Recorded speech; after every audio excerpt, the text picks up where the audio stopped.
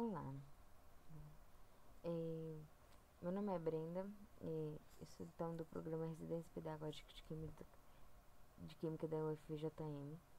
E estou aqui para a gente fazer algumas resoluções de algumas questões similares ao PET avaliativo de Química do terceiro ano. Então, vamos à questão similar, a questão 1 do PET. Ela trabalha, então, geometrias moleculares. Então, vamos trabalhar a geometria molecular e a estrutura de Lewis. Primeiro, vamos ver os compostos, que é o SO3, o H2S e o BeSL2. Os elementos centrais de cada composto do SO3 é o S, do H2S é o S e do BeSL2 é o Be, por ser um elemento por ter apenas um. Vamos começar então pelo SO3, que o S está na família 6A, assim como o O também na família 6A. O S do H2S, o S na família 6A, como vimos, e o H na família 1A, para a gente já estar orientado. O BeSL2, o Be está na família 2A e o Cl na família 7A. Com essas identificações, vamos então para as análises. O SO3, por os dois estar na família 6A, precisa então de 2 elétrons para estar estável.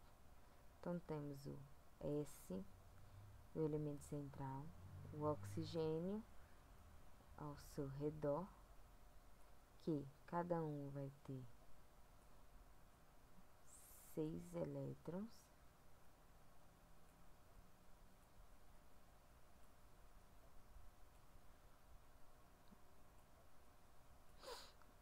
sendo que cada um precisaria então de 2 elétrons para ser estável.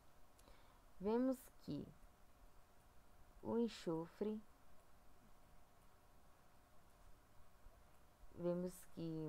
pode ter exceções também em regras de octeto.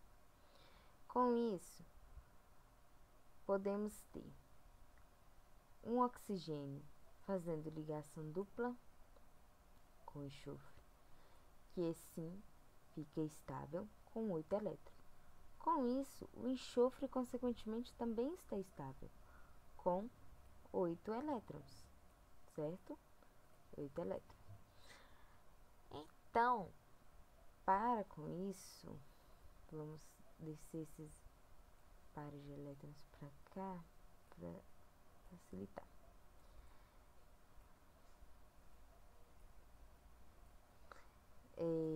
Temos a conhecida ligação dativa.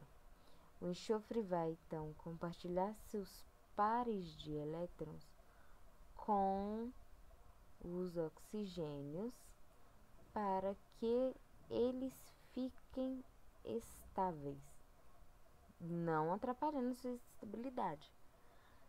Temos, assim, um enxofre com uma ligação dupla com oxigênio e 2 dativas com outro oxigênio. Vamos então para sua geometria. Com a geometria, vemos pares não ligantes dos oxigênios que causam uma nuvem eletrônica. Com isso, para que fique o mais distante possível, elas vão se orientar de modo que essa angulação ela fique aproximadamente 109 graus. De modo que, então,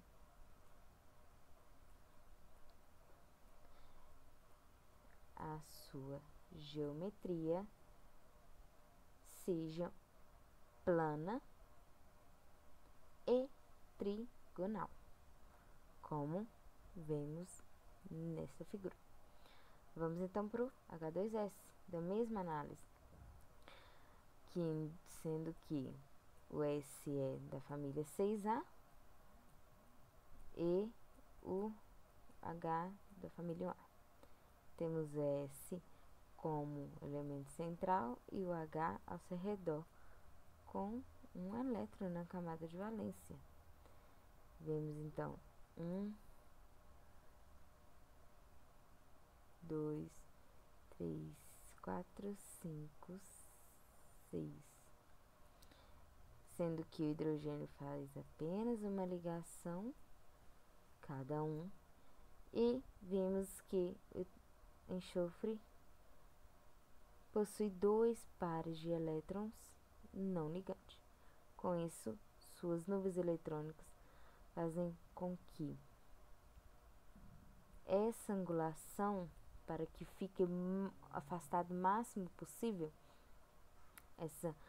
aconteça a repulsão, essa angulação ela passa a ser de 120 graus. Temos então uma geometria chamada de geometria angular, que é vista nessa figura. Vamos então para o BeSL2, sendo que o Be é da família 2A e o Cl é da família 7A. O Be é o elemento central com um elétron, 2 elétrons, e o Cl com 7 elétrons, cada um. Então, o Cl precisa de um elétron apenas para sua estabilidade, de acordo com a regra de octeto. O berílio é capaz, então, de fazer uma ligação aqui com cloro e outra ligação com outro cloro. Vimos que o berílio ficou estável com 4 elétrons e o cloro com 8 elétrons. Como vemos que as suas nuvens eletrônicas já estão afastadas o máximo possível, que é a angulação de 180 graus, que temos então uma geometria linear. Vemos então nessa figura, que de acordo então com a resposta podemos obter, vemos que é a letra E. Então, a questão que é similar à questão 2, trabalha então os compostos o grupo funcional do composto. Vemos então o grupo de hidroxila ligado a um anel benzílico. Que grupo seria esse? Um grupo hidroxila ligado a um anel benzílico não poderia ser um álcool que contém um hidroxila, porque um álcool ele teria que ser uma hidroxila ligada a um carbono saturado. Não pode ser um carbono insaturado. Não pode ser um ácido carboxílico, pois o carbono ele teria que ter uma dupla O. Então, esse é o fenol. Temos então o fenol.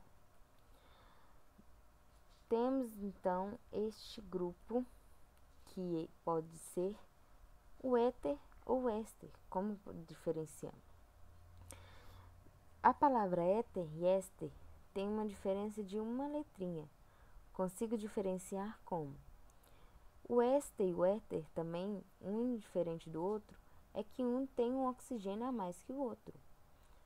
O éter, ele tem apenas oxigênio entre os carbonos, enquanto o éster, que tem a letrinha a mais o S, ele teria uma dupla O, um carbono vizinho. Então, neste caso, este grupo, ele é o éter. Vamos então para este grupo aqui. Vemos uma dupla O e um NH. Quando vemos NH, pensamos na amina, mas nesse caso ele não é uma amina. Por quê? O NH ele está ligado a um carbono, seu vizinho, que está ligado a uma dupla O, que é isso identificado como uma amida, que confirmamos nesta alternativa. Pois a amina ela estaria ligada a um carbono não vizinho a um carbono com dupla O. Temos então a questão que é similar à questão 3. Ela vai trabalhar também grupos funcionais. Só que grupos funcionais que têm oxigênios, que assim como a questão 3 do PET, ele trabalha com grupos funcionais que têm nitrogênios. Como observamos na questão anterior, éster e éter. O éter, ele vai ter apenas um oxigênio entre carbonos, que o éster, com Szinho a mais, ele teria um outro oxigênio, que seria sua dupla O no carbono vizinho que do seu oxigênio aqui, que observamos neste grupo funcional, que é o 4. Então, vamos no éster. Este grupo aqui, podemos ver, então, temos uma hidroxila e uma dupla O. Neste caso, não é um álcool, pois temos uma dupla O. Álcool é uma hidroxila ligado a um carbono saturado. Não é um fenol, porque uma hidroxila ligado a um anel besílico para ser um fenol. Esse seria um ácido carboxílico, pois é um outro grupo funcional que tem uma hidroxila, e esse hidroxila que é ligado a um carbono que é ligado a uma dupla O. Então, temos o ácido carboxílico. Temos também o álcool, como vemos aqui, que já, como havia dito, uma hidroxila ligada a um carbono saturado. Não tem ligação dupla, como afirma álcool. Vamos para a última, que é diferentemente do ácido carboxílico, não temos um oxigênio. Vamos ter um dupla O e um H, que é chamado então de aldeído. Assim como a gente pode diferenciar o éster e o éter como apenas uma letrinha, o aldeído, o ácido carboxílico, ele pode ser diferenciado como? Vemos que a diferença de um para o outro é o OH, que o outro tem apenas o H, já que os dois têm a dupla O. Pensando assim, o ácido carboxílico pode ser pensado que tem uma hidroxila, pensando em um ácido, enquanto um aldeído, não vamos pensar que tem uma hidroxila, ou seja, vai ter só apenas a dupla O.